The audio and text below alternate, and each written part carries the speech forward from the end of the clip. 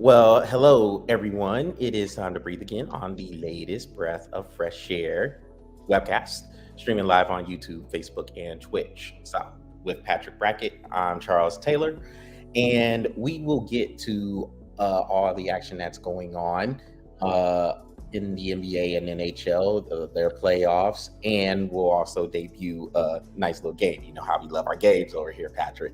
Uh, Well, but why not have a game on a sports webcast? I mean, come on, it makes sense.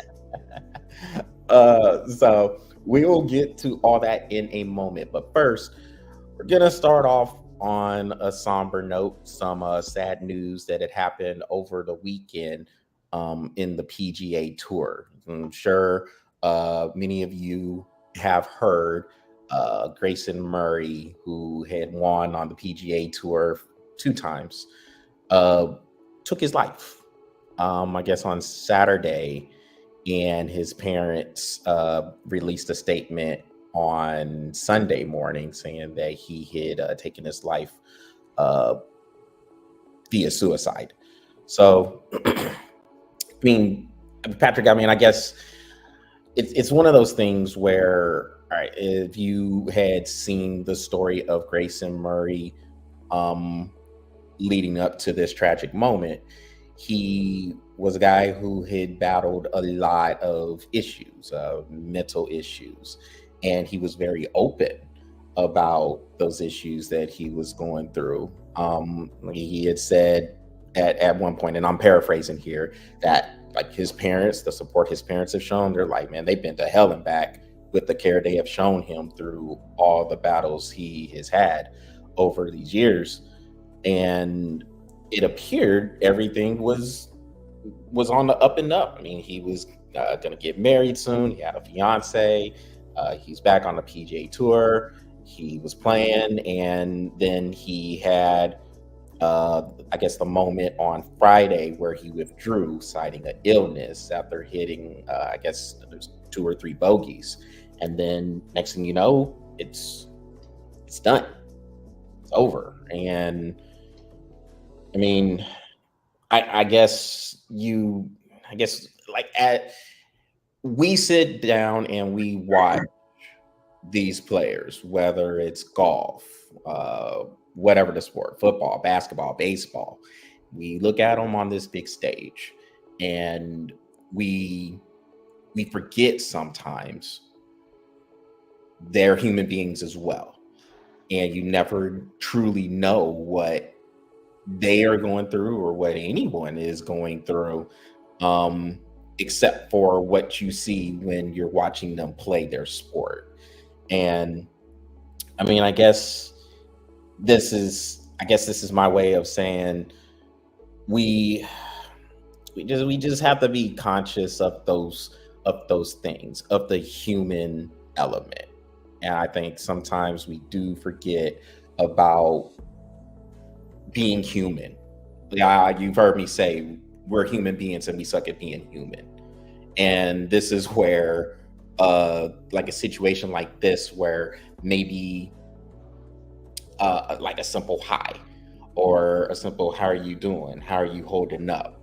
Something like that maybe could have made a difference. And now, I mean, you give the condolences, thoughts, and prayers to Grayson Murray's family and friends, but it's just like it's a lot of questions. Like, goodness, what happened? And if you are a friend of Grayson Murray's, you're asking yourself, damn, is there something I could have done? Is there something that I could have said, maybe done differently to where he's still with us today? And so, I mean, it's just we just have to do a better job, I think, of being conscious of those things. Yeah, I mean, it's easy to forget that they're human. I mean, they go out and do superhuman things. You know what I mean? Whether that's throw a football 55, 60, 70, 80 yards with just sheer accuracy. You know what I mean? And they do it time and time and time again, like it's just another day in the office for them. Or dunking to their elbow because they can jump that high. Or I've seen guys pull quarters off off the backboard because they can jump so high. You know what I mean? Um, in this case, he plays golf and he can hit a 300-yard, you know, drive. You know, it's just they do superhuman things, so it is kind of hard to forget that they are just human, and they have worked their butts off getting to the point where they're at so that they can do these superhuman things. But no, it's just easy to forget, and you watch them because you know they are entertainers. You're getting on there to watch them entertain you, and that's what they get paid to do. That's their job. But it doesn't change the fact that they are human, and they do still have to supply for their family. And like you said, he looked like he was coming back and had his fiance and all that stuff. But like you said, a lot of questions still arise, and you know our prayers and thoughts go out to his family. Just like Bill Walton, you know, I mean, Yeah, he he's passed away yesterday. he was battling cancer for years, so you know, just prayers and thoughts to both of those families, and as they accustom themselves with the transition of not having those important people in their lives again. So, And you know, like with Bill Walton, you see him on the commentating, and you would have, if you would have heard, unless you knew that he was battling cancer, I mean, he didn't show it. I mean, that meant like every time you seen a game that he was commentating, he he looked had like fun. like he was like a kid in a candy store, man. He was having the most fun out of anybody in the arena. You just having a blast, just going through, just saying whatever's on his mind, just just But you care. know, it's he was doing what he loved. You know what I mean? So even when he was battling cancer, it didn't change the fact that he was still doing what he loved, man. And to me, out of all the things I've ever watched Bill Walton do, that's my favorite part.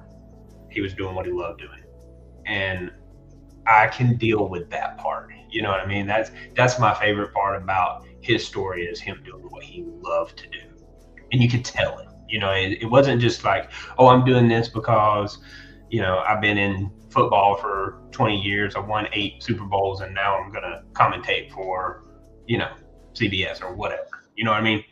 You could tell he truly loved doing that job. So that's what I loved about his story is he loved doing what he did. Yeah, I mean, just I mean, with all this stuff, man. I remember we had a quote from last week, and it was from Marilyn Monroe when we were talking about, or she had mentioned, just smile, because I mean, when you're here, when you're in life, there is a lot to smile about, and I think we get caught up in a lot of the material stuff, the stuff on the grand scheme of things. It really doesn't matter, and you have these other people, these sports figures like Grayson Murray battling the mental health issues, Bill Walton battling cancer, and it's all the stuff, all the sickness, and all of the just really like really rough, grimy stuff that is out there. This is where you just have to be thankful, man. I mean, look, I'll be like, I probably didn't have the best day today, like, I mean, it was all right, but it probably wasn't the best day. It could have been a little bit better, but I mean, I'm here. Like, I'm still here, and you're here with me, You had an and we're doing opportunity. this show, and we have a lot to be thankful for that. Every day you wake up is another opportunity to be a better person. I always tell my kids, be 10% better today than you were yesterday, and be 10% better tomorrow than you are today. Because and man, you never know.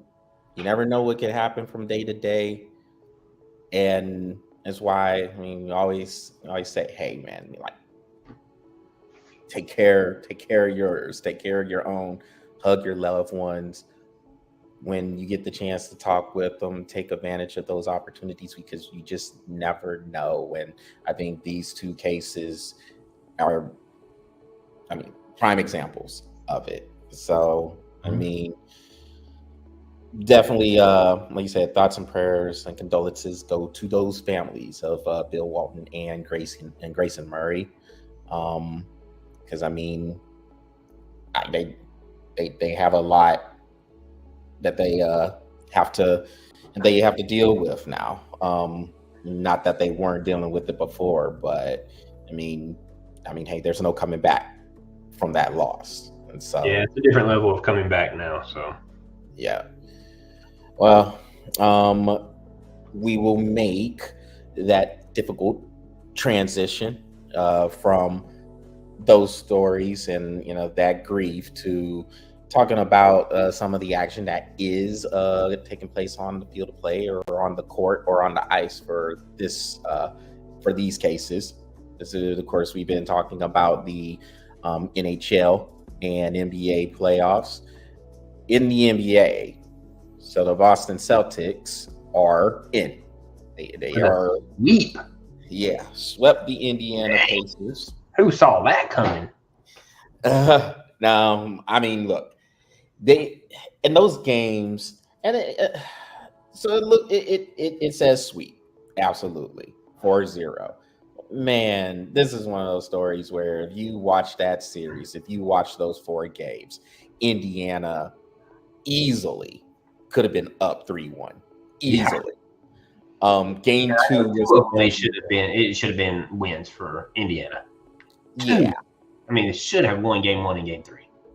Yeah, I mean, game 2, okay, yeah, Boston kind of ran away with that one. But yeah, game 1 and game 3 for sure. Game 4, Indiana was winning that game as well down the stretch. But just like in game 3, Boston's defense got some stops, got some steals, and then they hit clutch shots. I think in game 3, Drew Holiday had the layup in the and one. And then in the closing game 4, Derek White hit the big 3 in the corner to win by the final margin of 105-102. So Boston is there. Is it just me, or is that corner 3 becoming a free throw? The corner 3 is becoming a free throw. It's like everybody hits that shot. Because the corner 3, yeah, as you know, that is it's the easiest 3 to shoot. Remember that video game that we used to play that had the glitch for the corner 3? Was it NBA? Oh, what was the name of it? Was it NBA Live or NBA Jam? Which one? NBA Live. It wasn't NBA Jam. NBA Jam. Okay. It was that entire game was a glitch. Yeah, NBA. Pushing and shoving and everything about NBA Jam was a glitch. It was the best freaking basketball game ever. The whole game was a cheat code. Yeah, and all you did was push, steal, and you had to do it for 2 minutes, and it was the fastest 2 minutes you'll ever play a video game. A quarter. I think it was like NBA Live. It was so pixelated. you get that corner 3, and you nail it every time, dude. Money, right? It's just absolutely. That's what it reminds me of. Is like this is like NBA is becoming a cheat, a glitch, and everybody hits that shot, or it just that shot. So a couple of reasons for that, Patrick. Number one, like the corner 3 out of all the 3s, that's like it's the easiest one to shoot. Kind of I want to say it's kind of a shorter distance, but it's that 3-pointer in the corner also provides the most spacing. So if you can get into that corner and you can camp out there, it's the hardest one to get to if you're trying to rotate on defense. If you try to close from the paint area coming out to there, it's just a hard 3-pointer to get to. And it provides the most spacing. So that's why you just get these dudes who just camp out and they'll practice it. And with the age of just pick and roll, if you could break that initial defense on the pick and roll. It's basically a 4-on-3 fast break, and then you got two dudes that's chilling in both corners.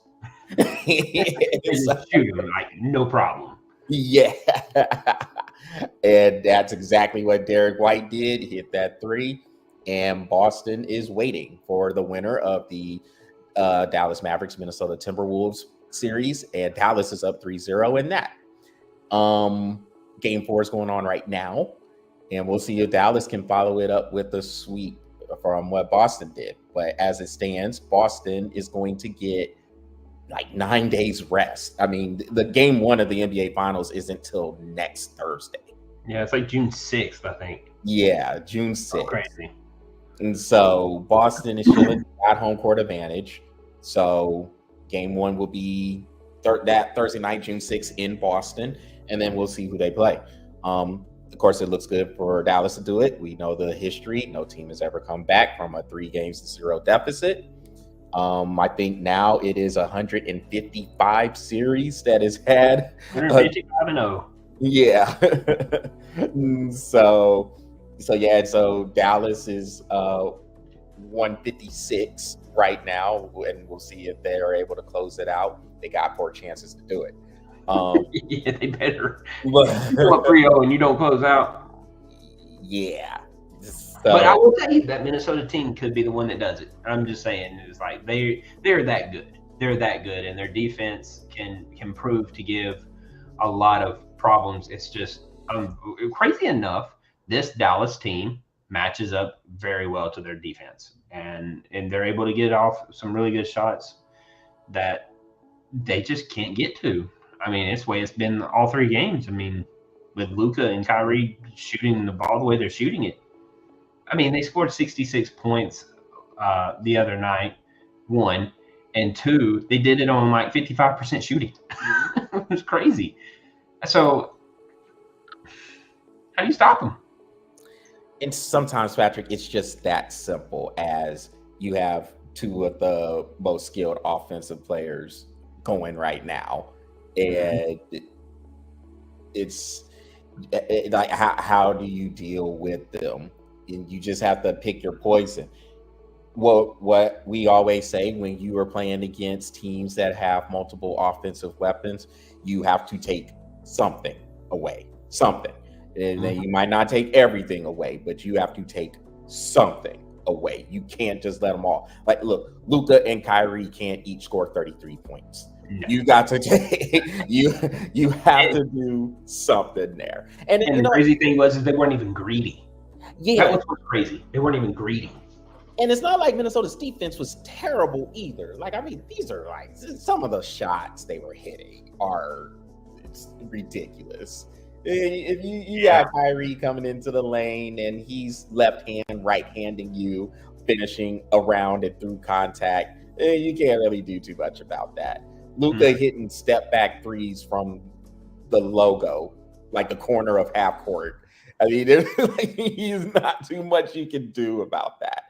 And like I said, man, it's sometimes, look, it's just as simple as their 2 stars, Luka and Kyrie, are badly outplaying the 2 stars for Minnesota, Anthony Edwards and Karl Anthony Towns. They are badly outplaying them. And I mean, Karl Anthony Towns, he can't hit a 3-pointer to save his life. Now, personally, I mean, I've been kind of, well, he needs to go inside. Give him 1 shot. Look, you get 1 shot. You hit it, you got a green light for the rest of the quarter. No problem with it. You miss, get your butt in the paint, and you hit me some hook shots, and then we'll discuss another 3-pointer later. Yeah, because Dallas is playing them with mostly it's PJ Washington, and PJ Washington's a good defender, but he is giving up 3-4 inches to Karl Anthony Towns. There's no reason, like you're bailing them out when you're just gonna be out there shooting threes. Like you said, get your butt in the paint, get in the post, and go to work. Go to work. Like what Shaquille O'Neal said. This should be barbecue chicken. It should be a barbecue chicken alert. As he said. I agreed with him too. I was like, that's an interesting way of putting it. and I like it because I like barbecue chicken. So, I mean, so with it being in Texas, brisket alert. Yeah, man. Barbecue brisket alert. Get us a Boston butt up in there, please. Come on. Baby back rib alert. You know, I something. Shoot. I'll make those into some tacos. And cheese. We just did this. Oh my God, gross. Sorry, I'm getting hungry. I didn't mean to get you hungry. I'm sorry. But look, hey everybody, thanks for watching Breath of Fresh Air. We'll see y'all later. Peach cobbler too. Peach cobbler alert. Oh, now you need to stop. You need to stop, or we will. Or we will. I'll be walking out. I'll be back in 30 minutes. About to go eat. But yeah, if you're Towns, you got to be in the paint, man. You got to be scoring some points, earning your paycheck, and at this point, you don't have any other option. You're playing for your season. Get your butt in the paint. We'll discuss 3-pointers later, but you need to be shooting in the paint. He should be averaging, especially going against Washington. He should be averaging 25-15. And you know what, Patrick, and that's the thing. Like we had always said with Minnesota, that he's the X factor. Karl Anthony Towns is he's the guy where if he's playing well, Minnesota's very tough to beat. If he's not, then it could go either way, because like you might be able to get a performance from Jaden McDaniels, Naz Reid, some of those guys, some of the role players, Mike Conley Jr. You might be able to get performances from those guys to be able to offset what Karl Anthony Towns isn't doing. But if he's getting 25 and 12 or even a 20-10, Minnesota is really tough to beat. He has not been doing that. I mean, he's been shooting terribly. I think he was 4-16 in game 2. So, I mean, it's been hell. And with Dallas, the way they're playing with Luka and Kyrie and those role players, the middle guys, Gafford and Derek Lively, those dudes are balling inside. So, I mean, Dallas is clicking on all cylinders, man. And I mean, I figured they would be dangerous. I didn't see them potentially getting to the NBA Finals. I didn't see that at all. Yeah, and it looks like they're going to be there. I mean, don't get me wrong. I didn't expect it either. But then when I saw the matchup and the way they've been playing, I mean, look, I was fully expected at this point that they were going to go to the finals. I was fully expected to do Minnesota the way they're doing them. I didn't see that. And these games have been close too. I mean, Dallas won by 3 in game 1, won by 1 in game 2. More on that play in a minute, where Luka hit the 3. And then they kind of pulled away in the last minute and a half or so in game 3 and won that one 116-107. But just like the Boston Indiana series, the majority of these games have been highly contested going down to the wire. Dallas has just been able to make the plays, get the stops when they need it, hit crucial free throws, and find some matchups that they can take advantage of. So you have to give those teams credit. And I mean, yeah, we'll see what Minnesota does, if they can make a dent in this lead, or is it 1, 2, 3 Cancun for them too? We'll see. But like I said, if any team is going to do it, this Minnesota team can. So, I mean, yes, I picked Dallas, and I'm looking very good right now. But I will tell you, I'm not just like, oh yeah, it's a Boston-Dallas matchup. They got to finish. They got to finish. And if Dallas doesn't finish, it could be 155-1. So, and then in the NHL, man, I mean, these series are going. I think right now the Rangers and Panthers are playing. The Rangers are up 2-1 in this series, winning the last couple of games, both in overtime. Talk about highly contested. So Florida wins game 1, 3-0, and then these last couple, Rangers won in overtime 2-1 up in New York. Then they came down to Florida, won 5-4, and I don't know the score right now. 1-0. 1-0. Is it Rangers? Rangers. 1-0 Rangers. All right. It's almost the end of the first period. Okay, so still relatively early, but they got the lead. And then in the West, all right, look, the Dallas Stars. Look, if you're a sports fan in Dallas Fort Worth right now, my goodness, dude. So Texas Rangers had just won the World Series. Mm-hmm. You have both the Dallas Mavericks and Dallas Stars in the conference finals of the respective sports, and both of them look good to go to the NBA finals. Mm-hmm. You got to remember, of course, Dallas and the whole state of Texas is a football state, and they can't get into the playoffs. Yeah, they can't. They can get into the playoffs in football, but they're winning championships in every other sport. Yeah. It's so funny. It's so funny that the Cowboys are the ones that are pretty garbage. It goes to show you who should not own the Dallas Cowboys, right? I'm just saying, Mr. I don't have time to have a bad time. That check is clearing. That's all he seems to be. That's all he cares about. He's like, I'm good. But dude, the Dallas Stars. So I watched the game yesterday with the Edmonton Oilers, and of course, the Stars are up 2-1 now. They were down 2-0 in the first quarter or first period, and Edmonton was lazy. But yeah, they came out blazing, and the Stars just walked 3 goals down. Walked them down, and they won 5-3. And I mean, I know, like, when we were looking at the series, I know we both have Dallas and Florida.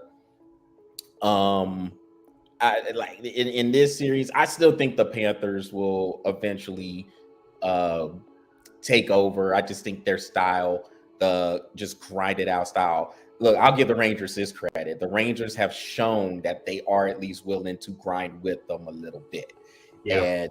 And they have to have that mentality if they're going to beat it, if they're going to beat Florida. If not, and Florida's will starts to get imposed, which I do still foresee happening, then it's going to be a bad day for the Rangers.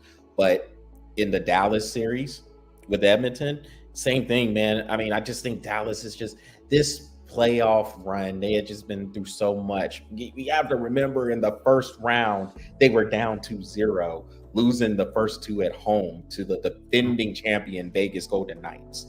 And they were able to grind that series out, win in 7 games. And then they beat the Colorado Avalanche, who just has speed all over the place. Yeah. And probably the fastest NHL team from top to bottom. Yeah. That Colorado lines flies. But Dallas was able to grind them out, and that's just kind of what I'm seeing happening here. Edmonton is coming out. They're trying to hit them with everything they have in the first quarter. And Dallas is saying, it's all right. It's early. And also, Patrick, which is what you had said before, we have 4 lines, dude. We have 4 lines and a great goaltender in Ottinger. We're fine. And we're just going to walk you down, and we're going to wear you down. And Edmonton, this is the thing that, like, okay, you know about Drysdale and, of course, Connor McDavid, but the depth in the lines and the goaltending, can it stand up with Dallas? I just don't see it. I just think Dallas is going to continue to wear them down. Edmonton is a good team. This matchup against the Stars will tell them what they need. So, truthfully, this is kind of how I saw this. I kind of felt the Stars would win this in 6. It wouldn't surprise me in 5. It really wouldn't. But here's what the Oilers are going to find out.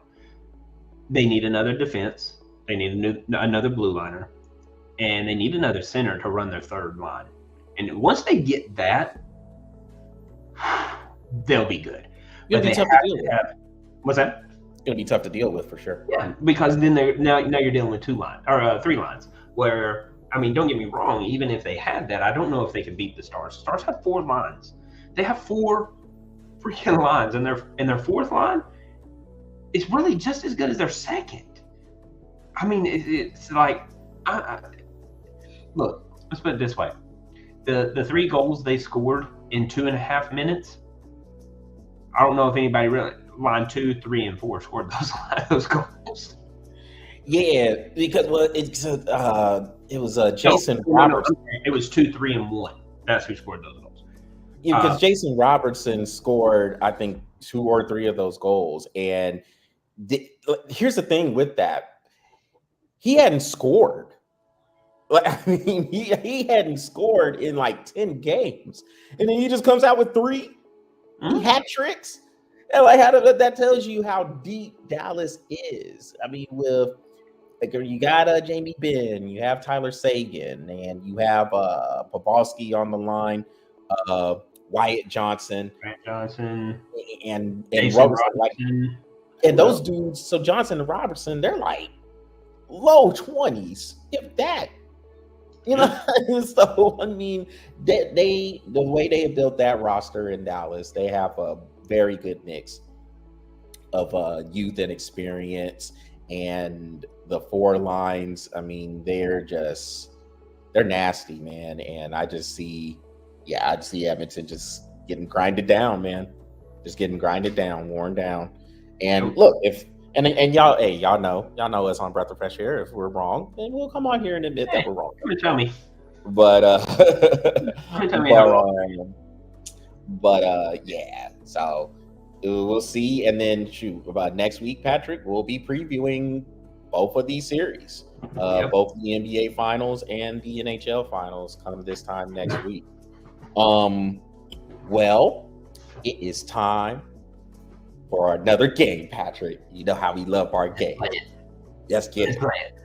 So this one is called "What the hell were y'all expecting?" Yep, that is the name of the game. So we're gonna bring out a few cases here, and we're just gonna ask that question, like, "What the hell were y'all thinking?" Or better yet, "What the hell were y'all expecting?" There we go. So let's start with our first case. Remember, we were talking about, and this was just a few minutes ago, we were talking about Dallas and Minnesota and the Luka Doncic side in game 2 that won that game. Now, as it turned out, they ran a pick and roll and they got Rudy Gobert matched up on Luka Doncic out there one-on-one. And I guess Jamal Crawford, so he was on the alternate broadcast for TNT, and I guess he was on the broadcast basically calling game. As soon as he saw that matchup, as soon as there was a chance Dallas could get a 3-pointer, he was basically calling game as soon as it was about to happen. Look, you didn't need Jamal Crawford to tell you that. Luka Doncic, or number one, Rudy Gobert has been picked on constantly on pick and rolls for the last, 5 years. So knowing that Dallas seen that, did you get you a mosquito? Did you get it? I think so. There it is. He come flying out of nowhere. I was like, what? You're getting me. You turd. So yeah, I mean, mosquito flying through. What? Yeah, you expect the mosquito? You just like think I'm gonna slap you? Come on. What do you expect? So, but look, time that's better, could you? No. And so Luka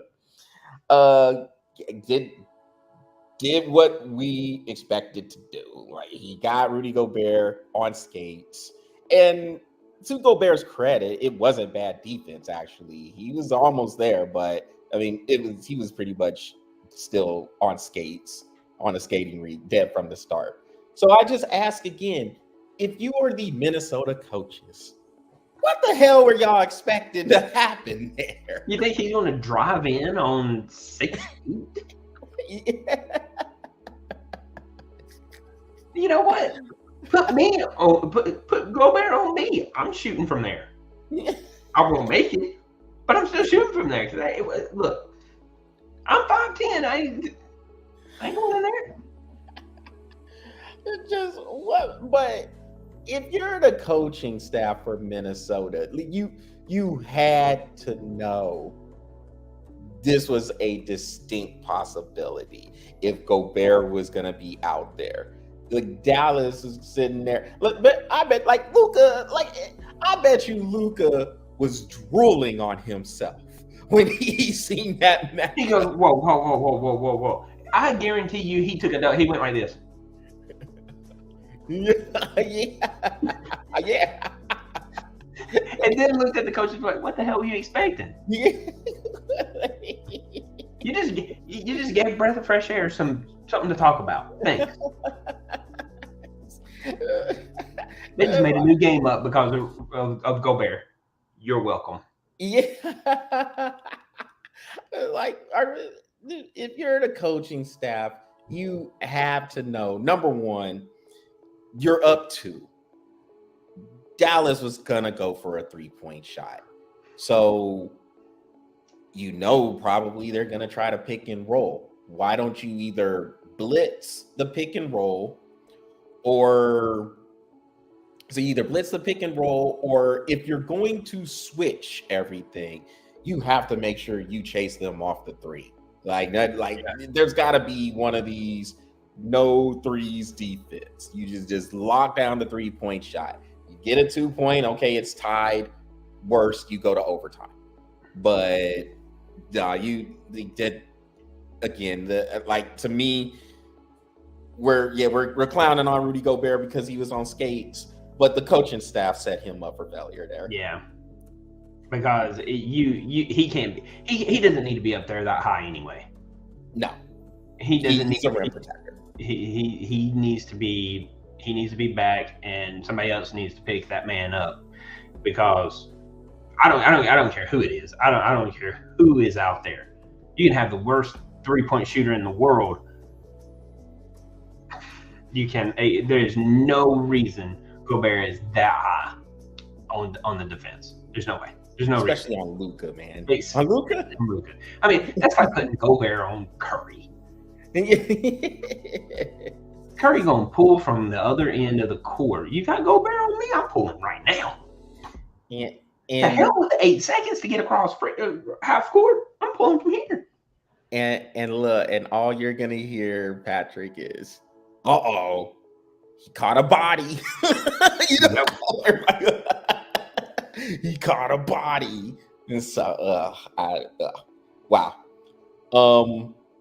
So next on what the hell were you expecting? So let's go to one of our favorite corporations to call corrupt. This is going back at the NCAA here because so you remember last week we were talking about what the Big 12 conference did and saying, you know what, look, we're just going to open the door and the schools can directly pay the players. Yeah. Well, a couple of days later, now the NCAA has kind of gotten involved, and the rest of the Power 5 conferences. So now basically those schools in the Power 5 conferences can directly pay players. Why all of a sudden does the NCAA like, yeah, you know what? Yeah, we gotta go ahead and we gotta get involved in there. But again, this is what the hell were you expecting here? Because they see the money train. They see the money train that is trying to jump on there. And they're like, whoa. Yeah. Whoa. Don't leave the station yet. Hold up. Yeah. Hey, let me put my foot back in that door. Yeah. Look, NCAA, exactly. What the hell were you expecting when you opened up the NIL? You think that this was just gonna be like, oh yeah, we'll get a cut off the top? I mean, look, no, you ain't selling drugs, bruh. These boys are gonna get on. These boys are going to learn. That's what these schools are doing. They're teaching them how to run their NIL, and if they're teaching them how to run NIL, that means they're teaching them how to be money savvy. And if they're gonna be money savvy, they're gonna find a way to cut the NCAA out. This is a good one. What the hell were you thinking? Yeah. You didn't expect these boys to be like, oh, yeah, NCAA, here's your cut. No. Here, I'll bring one back. Dookie look. Yes. Because he is. I'm going to give the NCAA a Dookie look, right? Because they were not. Because you seen the writing on the wall about to be obsolete. So now they said, well, let's go ahead and jump into this settlement, and so we can get this cut of the billions and billions of dollars that's going to come. Now, what's going to be interesting, Patrick, is how are these other sports going to get compensated? Yes, football is going to get compensated. Lovely compensation here. So are the basketball players. But these other sports, baseball might be all right as well. But the other ones, it depends on the school. Yeah. Cool. Like if you're Vanderbilt, baseball's going to be taken care of. You know what I mean? Rice, baseball will be taken care of. Mississippi State, baseball will be taken care of. Texas A&M. It just depends on the school because there's going to be hefty, like Georgia, you're probably looking at most of that money going towards football. Vanderbilt, most of that money is going to probably go towards baseball. It just depends on the school, I'd say. It's just going to be interesting to see how the athletes are going to be compensated in those other sports. I don't think it would be any type of breaking news to say they're not going to get as big of a cut as the football or basketball players would get. But this is interesting territory now, because if you're saying the schools are directly paying the players, then now a lot of it is going to depend on what the conferences are going to give, because normally when if you are in a conference, you get a cut depending on where it's coming from. It could be the network, it could be other TV revenue options, but that revenue gets divided equally, or is supposed to get divided equally through all the schools in that conference. So if you're the SEC, and especially the Big Ten, who still doesn't know how to count, by the way, you got 18 teams in the Big Ten, and you got 16 in the SEC and in the Big 12. And I think the ACC, Notre Dame might as well be in the ACC. I don't know what the hell Notre Dame. Well, Notre Dame's trying to keep their contract with NBC, of course. But they make so much more money. Yeah. The ACC. I'm like, that's so dumb. Just go in there, you'll make more. You'll probably triple their money. Yep. Nope. They said we wanted it. We're Notre Dame. We got to have that contract with NBC. So yeah, I'll say it every time. I know. Notre Dame is mentioned that Rudy was offsides. So yeah, nobody that small gets through the line. Rudy was offsides. So one day somebody from Notre Dame is gonna be like, "No, he wasn't." Can't change my mind.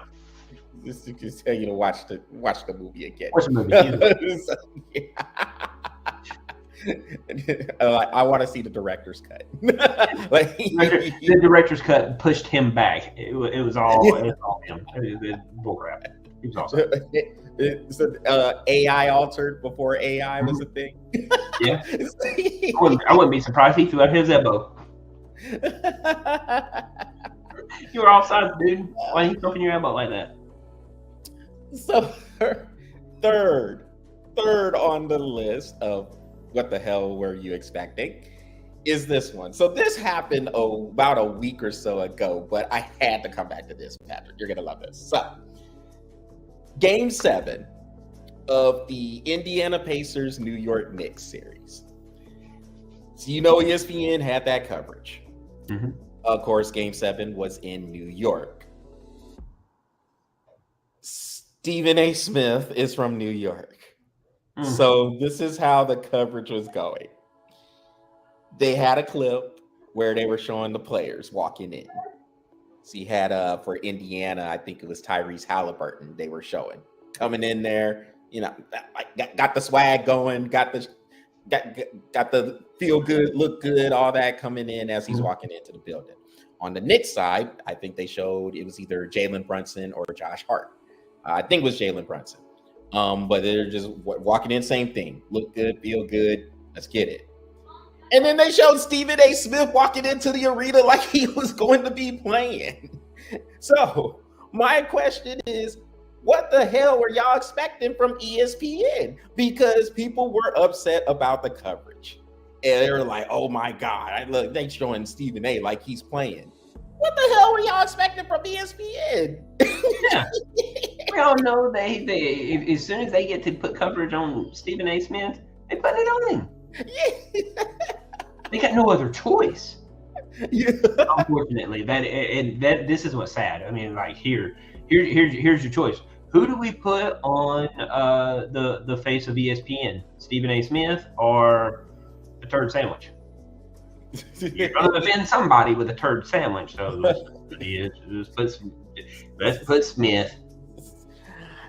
I mean, ESPN basically has 5-6 personalities that they are just paying a bunch of money to. Of course, Stephen A. Smith's one of them, and then I guess he's coming due for a contract, and he's already said he wants to be the highest paid at ESPN. Pat McAfee got a ridiculous deal to go to ESPN. Scott Van Pelt, I doubt they'll re-sign him. I mean, Pat McAfee serves the purpose ESPN is about now. Mm-hmm. Loud, obnoxious at times. And he had Aaron Rodgers on the show. Aaron Rodgers, of course, is with the New York Jets now. And it was just one of those things. They're like, oh, man, these are two of the people. I mean, getting Aaron Rodgers there and with him going to New York, I mean, this just feeds into our hot take, talk about two things when we call ourselves the worldwide leader narrative.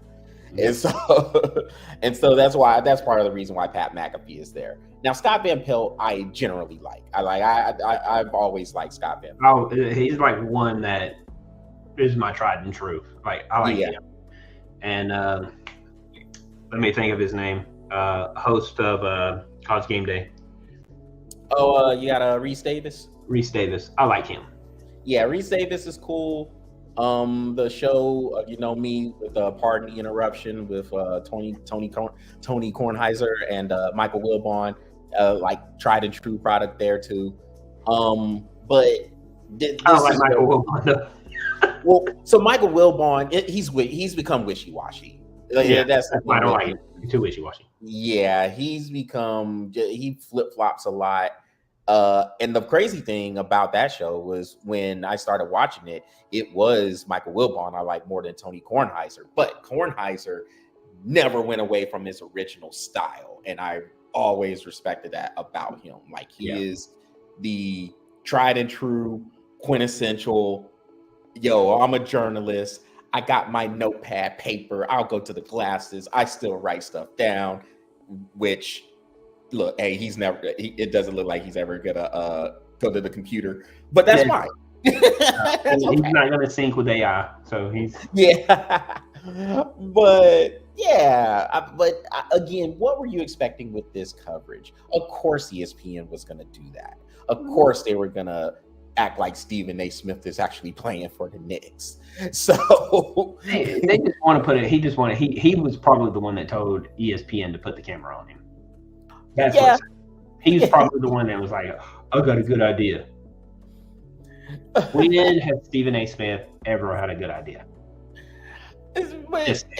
You should have heard, Patrick. You should have heard the people the next day. I mean, you got sites like Awful Announcing, people on all the other networks. Could it be CBS? Could be Fox Sports Radio, whatever it is. I think even Reggie Miller had said something about it. And it was funny because somebody was going at him. I think it was Kendrick Perkins. He was going at him. He didn't like how he was commentating for whatever reason. And Reggie Miller had got back and he said, well, at least it wasn't game 7 of the Pacers-Knicks series. And I was like, of course, Reggie Miller is going to say that. You can't mess with Reggie Miller, man. Reggie Miller is going to say something back. Yep. About the only thing Reggie Miller will not talk about is Michael Jordan. That's it. Yep. Michael Jordan will come back out of retirement and dunk on him for whatever reason. Because Michael Jordan will take it personal. Yeah. I would not be surprised if I don't see Michael Jordan behind me fixing to dunk on me right now because he took this. He took it personally. Yeah. I took it personal. Patrick, boom. Yeah, one. I was like, I didn't even touch you, dude. Apparently, Patrick, a lot of people took it personally that Stephen A. Smith was broadcast like he was coming in. I wouldn't take it personal. I take it personal the fact that he's still on ESPN. You know he ain't going nowhere. I take it personal. I should go dunk on him. He's the money making machine for him. You know he's not going anywhere. So ESPN. It's a shame that ESPN sold out that way. He's the leader of their hot take embrace debate era. So you know they ain't going nowhere.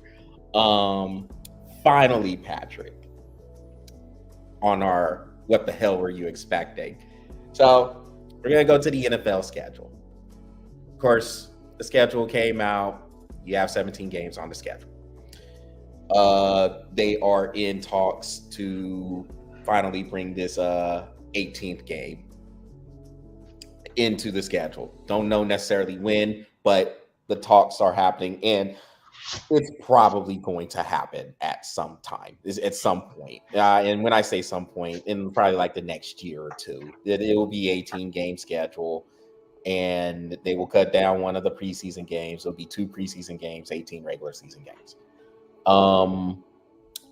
And again, people were talking about, oh, I don't want to hear the NFL being about player safety. So I ask again, what the hell were y'all expecting from the NFL? They are clearly, if anybody in the world is about their money, the NFL is about their money. So I mean, it's the main obvious for the past 15 years. Yeah. Player safety, they're going to do an 18th game. I wouldn't surprise me they go 21. I'm saying. Go 21. You might as well go ahead and cut out all the preseason games. Go 21. Just add that extra one in there because technically you have like what? You add the extra one between Super Bowl and start of the UFL. You got like 4 weeks. Put another 4 games in there. Why not? Just have football all season round. And everybody will have a game overseas too. Like that. Look, this year they're gonna have a game in Brazil. I think it's the Packers and Eagles. They're gonna play in Brazil.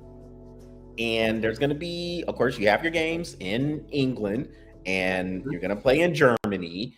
I think they're talking about with Brazil. Eventually Argentina. Yeah, they'll probably have one in Australia or something. They'll probably go somewhere else in Asia, whether it's Japan or China. Ooh, Canada. North Pole. Like, I'm surprised they haven't played in Canada more. North Pole. Yeah. South Pole. Hey, you might get Santa Claus on one of them. Yeah. Who's Santa Claus a fan of? And look, and then you're gonna have also, Patrick, on top of that, so the streamers, the streaming networks, they're all part of it too. So now Amazon got to get their cut. They already got the Black Friday game. I think Netflix is gonna have a couple of games on Christmas, I believe. And so everybody is trying to get the piece of the NFL pie. So of course you're going to add another regular season game. You could cut out one of those preseason games too. Again, what were you expecting? That like people were in this uproar talking about the NFL. I don't want to hear them talking about player safety. They were never about player safety, y'all. They didn't give they don't give a damn about safety. They are subject to public outcry.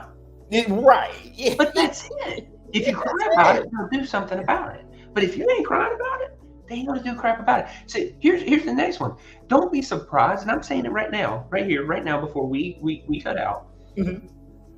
What the hell were you expecting? Now I'm going to go ahead and do this 3 years down the road. What the hell are you expecting? NFL going to 21 games. What was you expecting? We had this conversation on 5/28/2024, and now we're going to have it on 5/28/2027. Same conversation. What the hell are you expecting? NFL is about the NFL has been about one thing: money. That's it. But this is the thing. It's always respected the NFL because they're blatantly blunt about it. We're gonna go why are we going to 18? For the cash crop. They don't hide it. I mean, they're not coming out here saying, "Oh, well, he's not really trying to." We're going to add 12 games to the season because of player safety. Yeah. Look, here's the thing. It's not like the NCAA right now. Here's the thing. They tried it. Because they tried to talk about this player safety, but they just steadily kept on adding games. Yeah. And so it's like, so you're cool with these dudes playing on Sunday and then coming on through playing on Thursday nights? Yeah. On the regular? Okay. They play on Sunday. Mm-hmm. They play on Monday. They play on Thursday. And hell, now they got games on Friday. The Kansas City Chiefs play on every day of the week except Tuesday. Okay, so here every day of the week except Tuesday, because they're gonna have a Saturday game. I think on like one of the Fridays that like during the holidays they're gonna be playing. So they need to make Christmas is on a Wednesday. Tuesday. Yeah. Christmas is on a Wednesday, and they're supposed to be playing on Wednesday. There you go. Pigskin Tuesday. Yeah, so Taco Tuesday. Hey, look, Breath of Fresh Air is now Pigskin Tuesday, and nobody can steal it. Yeah. LeBron James talking to you. Do not take my Pigskin Tuesday. LeBron is going to try. He's going to. Look, hey, I came up with that. If he thought he could take Taco Tuesday, Pigskin Tuesday, oh yeah, he's coming for that. Oh yeah, just put it out there, and everybody's gonna be like, "Oh look, Breath of Fresh Air copied the King." Yeah, King didn't come up with that. I came up with it. Pigskin Tuesday, patented by Breath of Fresh Air. And so, on that note, on the patent, that will wrap up this edition of the Breath of Fresh Air webcast.